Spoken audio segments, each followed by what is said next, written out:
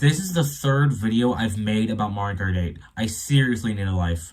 So, you know what the video's titled. You know what we're discussing today. The DLC for the Mario Kart that just won't die. I mean, it's not like it has 65 million plus copies sold and it's the 6th best-selling game of all time. Oh my god. So first off, before we get to the actual tracks, this was the wave where new characters started being added. With the first one in wave 4 being Birdo. This freaking pink dinosaur made it in before Funky Kong. It's not the most exciting character to be added, but it at least confirmed that there was more effort being actually put into this DLC. Especially since these tracks are truly on par graphically with the ones in the base game. So now, how about we start talking about the tracks in wave 4? We start with Amsterdam Drift. This track is fine. It's easy to get tired of the format of these city tracks from Tour at this point. It's a race around different sites of a real-life city. I do like the underwater part of this one. But besides that, yeah, this doesn't do a whole lot for me. Riverside Park from Super Circuit, yeah, it's alright. Obviously pretty transformed from the original track, as tracks from Super and Super Circuit normally are. It's in a forest, and it's got a cave section where you jump for a waterfall at the end. It's a pleasant course overall. DK Summit from Wii. This one kept relatively the same vibe from Wii, so it's still a great course. It's got the same thrilling energy. It's just so nice to see, because this one is definitely one of my favorites from Wii. And the track to end out the cup, Yoshi's Island, which is an original track. Oh my god, this one is just so good. This whole track is so varied. As a cave portion, underwater section, sky section, a flying section, and it all feels straight out of Yoshi's Island, from the scenery to the coins being switched to ones with Yoshi on them, to just, I don't even know what to say anymore. Literally everything out of this track is such a perfect representation of Yoshi's Island, and it is just so good. Now, in the next cup, we start out with Bangkok Rush. This is okay.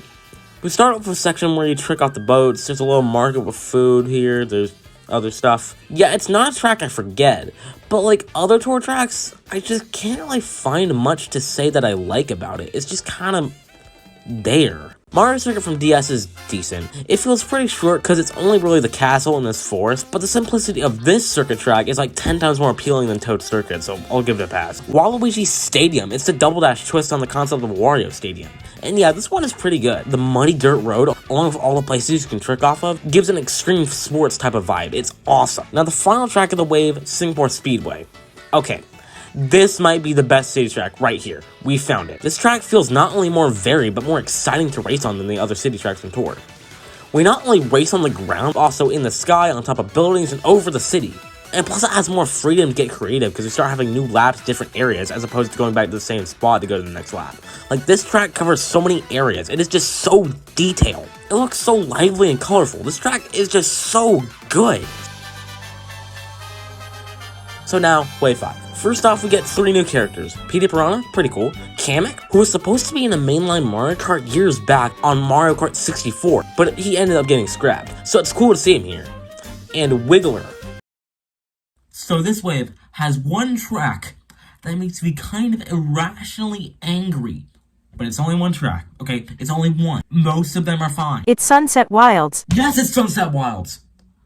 Okay, let's just talk about the other stuff first. Now let's get to the first track, Athens Dash. This one is pretty solid. It's a place in Greece, so it's not just a street. It's just a more interesting place to race on with its architecture. And I don't think it's better than Singapore Speedway, but it's a nice one to race on. DZ Cruiser from Double Dash. This one is pretty good. It's basically the version from 7 because it has the underwater portion, and yeah, it's a boat in the middle of the ocean that you can race on. What more could you possibly want? New View Highway. Now, I like this track on Wii, but it feels kinda unnecessary here with all the city tracks that have been added. I still like it here. I mean, it's more of a Mario city than the other ones, but it should have been replaced by something else in my opinion. The last of this cup, Squeaky Clean Sprint. This one has such a cool concept. You're racing inside of a bathroom shrunken down, and it's good for the same reason Mario Kart 8's version of Ribbon Road was so good. Like, it takes you into the sink, down the drain of the bathtub, and onto the table with a bunch of towels. This is literally where we all go on a day-to-day basis, but when you're tiny and in a cart, it's really fun. While in real life, Why don't I see Donkey Kong? next cup, starting with Los Angeles Labs. I am 100% sure LA isn't as colorful as this, but this one's pretty cool.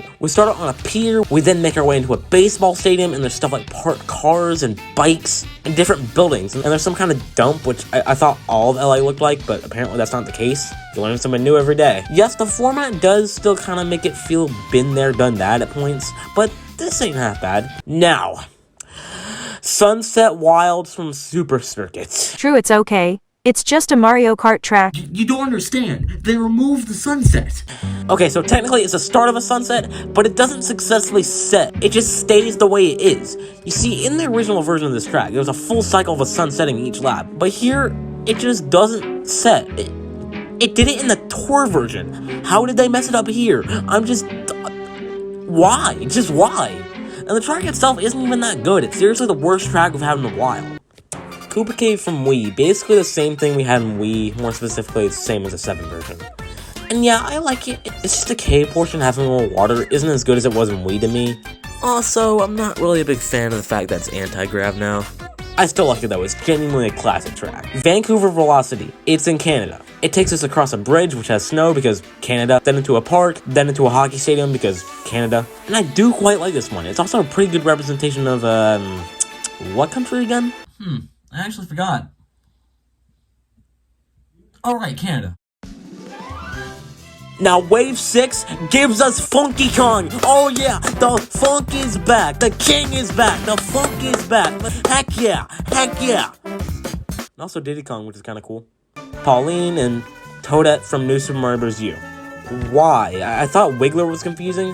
Who pitched this one? This is so odd. That's not all. There's also non-amiibo required Mii costumes, which is pretty cool. And a music mode, which, I mean, is just kind of pointless, because I can just search these up on YouTube right now. Now, the tracks. Starting with Romavanti. This one is okay. It's like Athens Dash, but like, not really as good. It just doesn't really stand out. I kind of like the change jump part, I guess, but I don't really care for it besides that. DK Mountain. I like this one a lot. It's a little desensitized by the fact that there's a better DK themed track in the game already, DK Jungle, but this mountain themed one is still pleasant from start to finish. Daisy Circuit from Wii. Weird that there's 2 Daisy themed tracks in the DLC, but yeah, it's still a pretty good course. It's in a town next to the sea and has a very chill vibe to it. Piranha Plant Cove. It's like a beach area with piranha plants and underwater sections, and I don't really care for it. If anything, it's pretty forgettable. So forgettable that that's all I really remembered about it when writing the video. And even playing it after writing the video, I'm still like, what do I say about it? If you like it, that's cool, yeah. But I'm not really moved by it at all. It doesn't really give me that many strong opinions. Now, the next cup. Starting with Madrid Drive. This is another city track. It's so basic. It is really forgettable, really bland.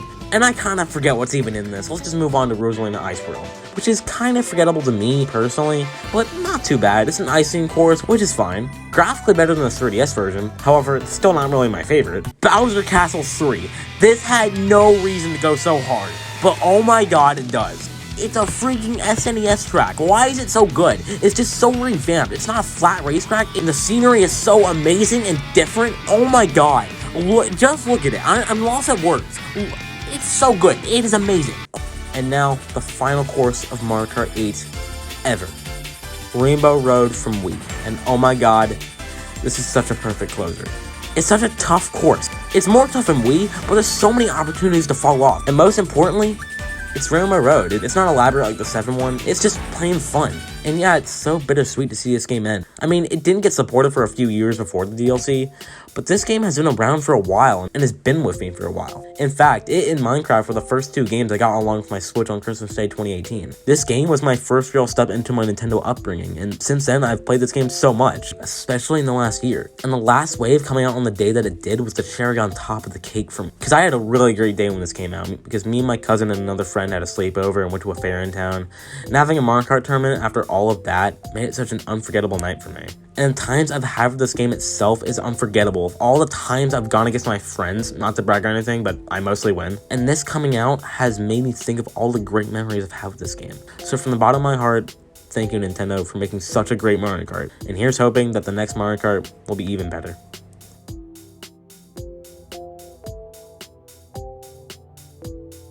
But that next Mario Kart better be soon, or I'm gonna riot.